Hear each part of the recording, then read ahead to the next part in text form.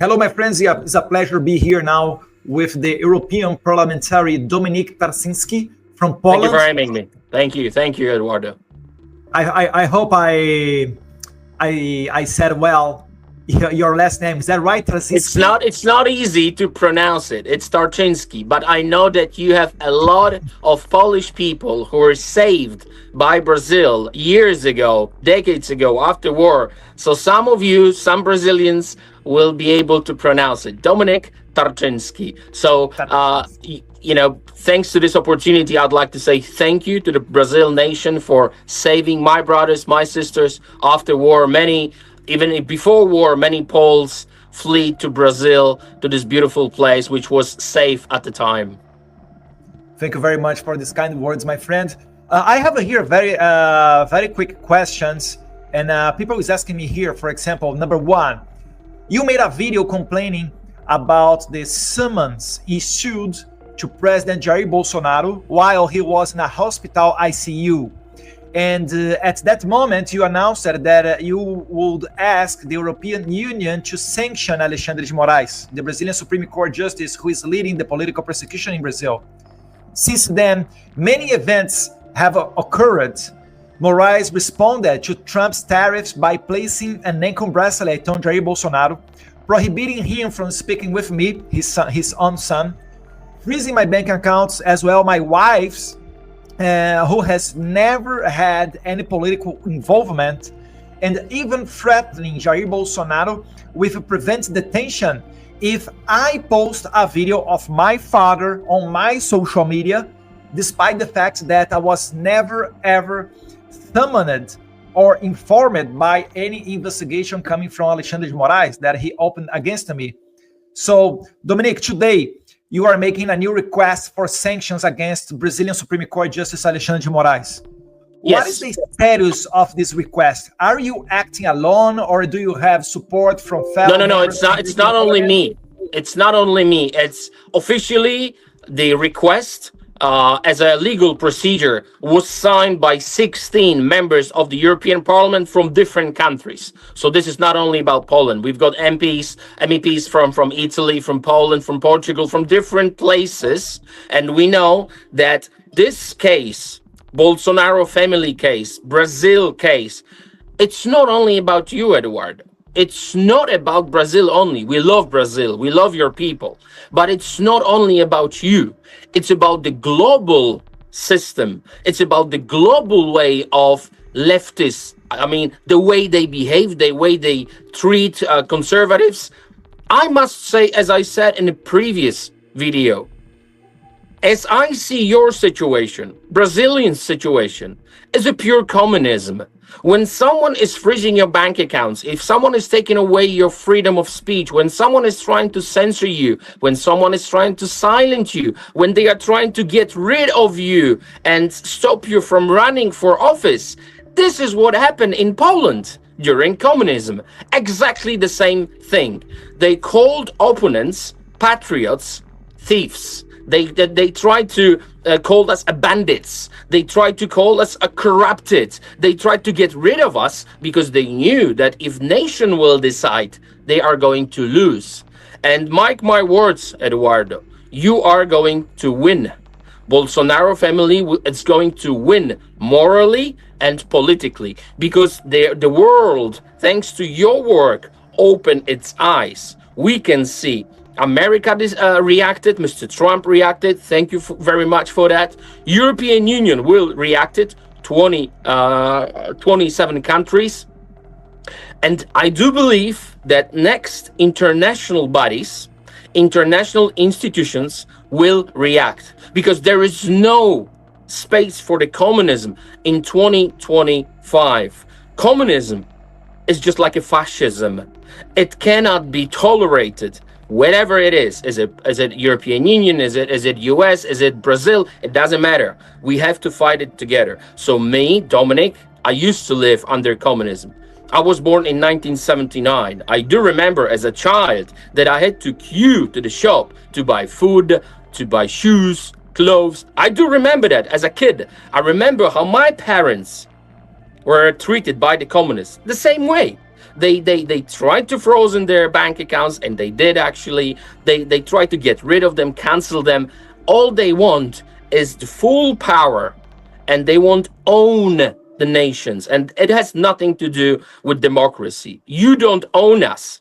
Moraes doesn't own us. Lula doesn't own you. So I want you, Brazilian people, to be aware you are not alone.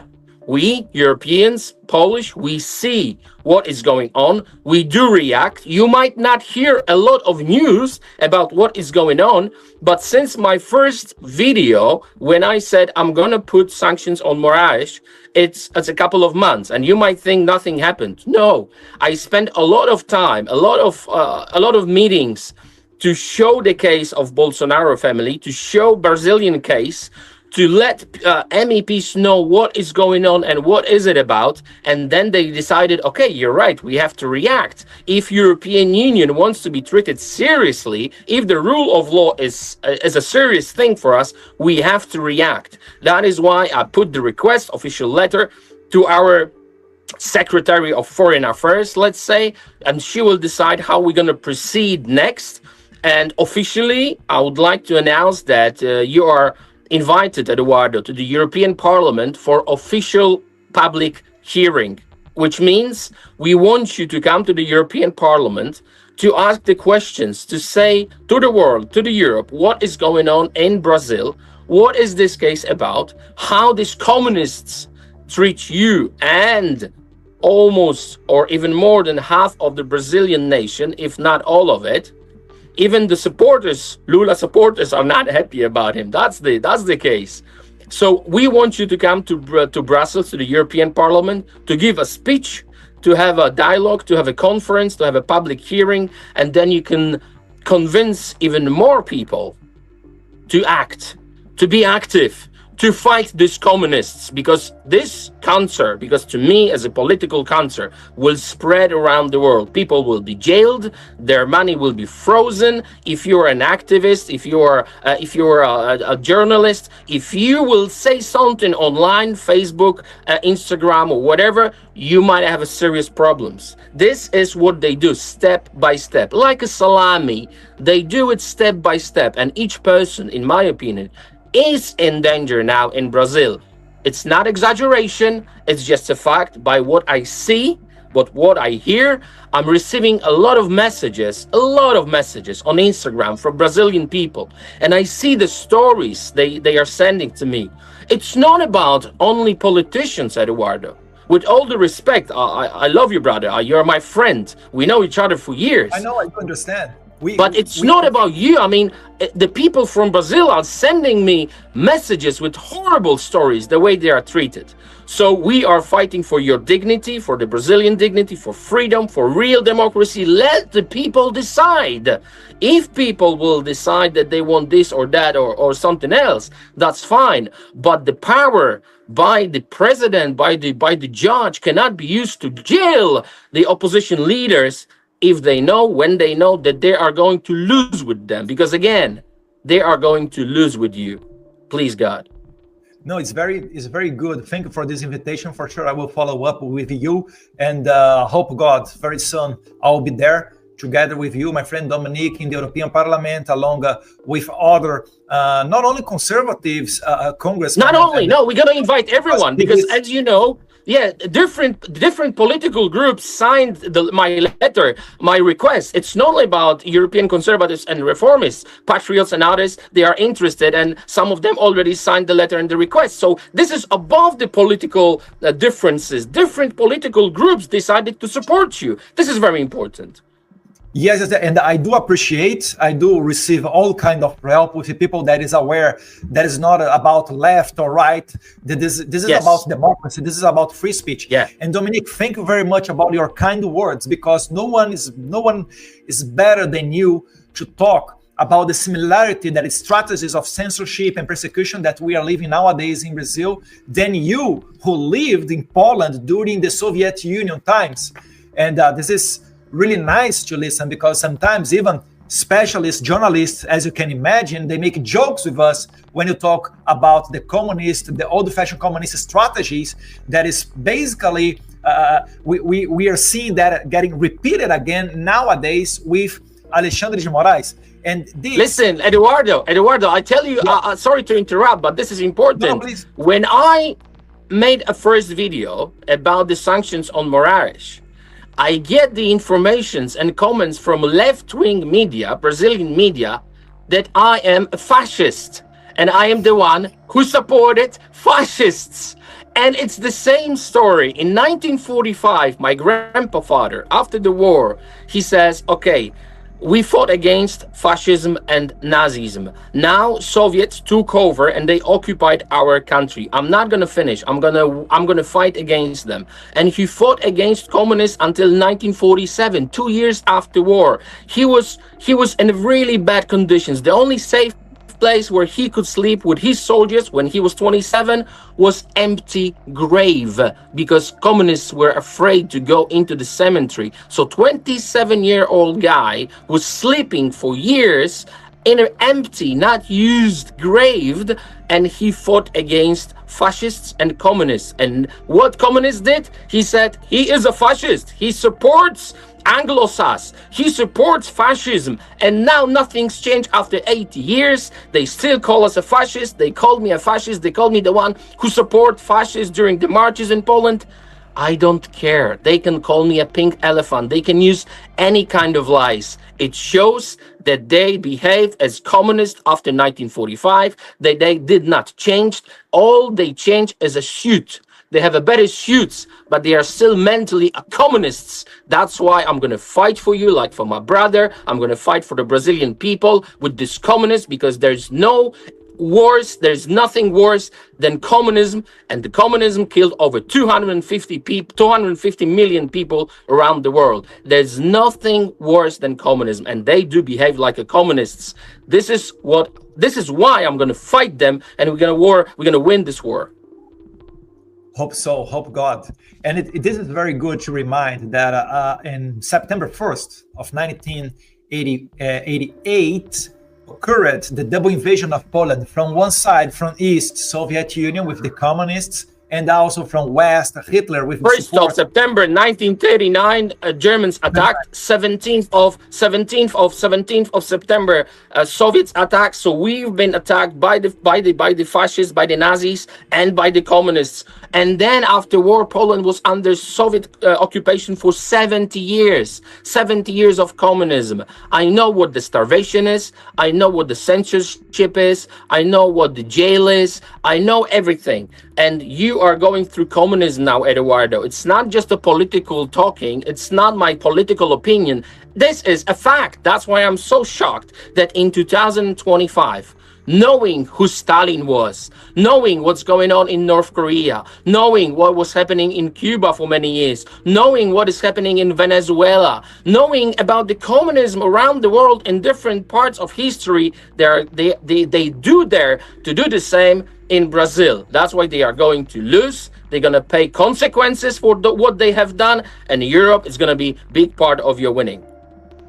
So, Dominik, do you see that, talking now specifically about censorship in Europe, I would like to bring to the Brazilians some of the newest of what is going on in Europe. Do you think that speech made by Vice President of the United States, J.D. Vance, in Germany recently, still this year, do you think the Europe now is listening to this kind of speech like J.D. Vance, or do you think Europe is trying more and more censorship? Well, obviously they can play, they can make the body language that they don't care. But when you see how they reacting for tariffs, how they reacting for sanctions, how they reacting on Mr. Trump's decisions, they are changing their minds. I remember when Mr. Trump, during his first presidency, was talking to German delegation in UN, when he says, do not make any deals with Russia. Do not do it, because you will become dependent on Russian oil and gas. They were sitting like that and laughing. They're not laughing anymore.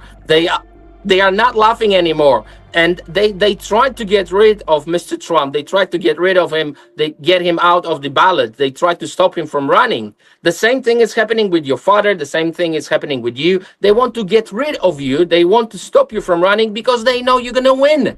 So it's the same case, different tools, different time, but the same way. They do not want to fight as a people of honor. They do not want anyone to fight them because they are weak.